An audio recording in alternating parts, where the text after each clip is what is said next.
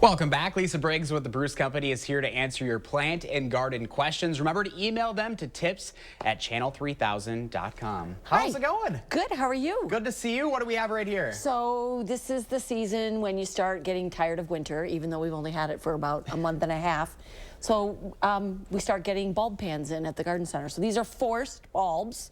These are hyacinth, something that can be planted in the garden.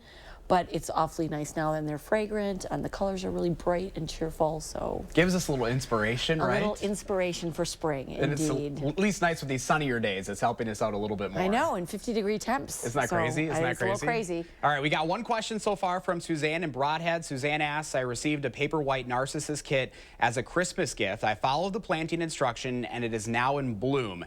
Can I transplant the bulbs outside this spring or in the fall? Okay, so Narcissus are related to daffodils, but they are daffodils that are not winter hardy here. So when they're forced, once they're done, they're done. So it's something that is really great for the holidays. Some people will force them in soil, like this guy's forced in soil, or they'll just put them in what we call bulb vases, or a forcing vase, and they're just forced in water.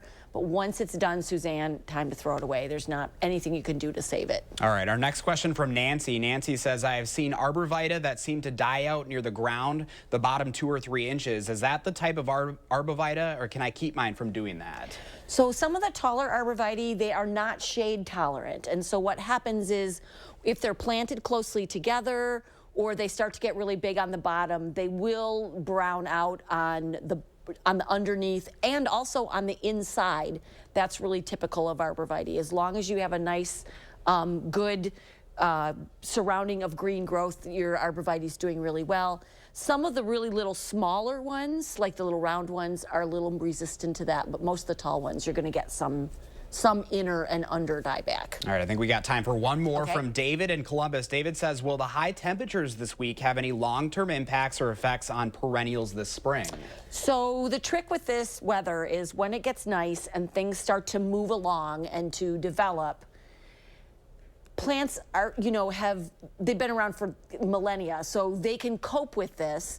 What the problem is then when it gets cold, that warm, cold, the more that plants develop, the more danger there is to them being damaged when there is colder weather that follows. So get some buckets, get some pots, and if things are really emerging and you're starting to see buds, you can cover them up if we're going to have some warm or some colder weather follow, which I guarantee we will. It'll come eventually. It will come. But the good news is if plants are established, they'll be fine in the long run. Good. All right, Lisa, thank you as always. We appreciate you. No problem. I appreciate you guys too.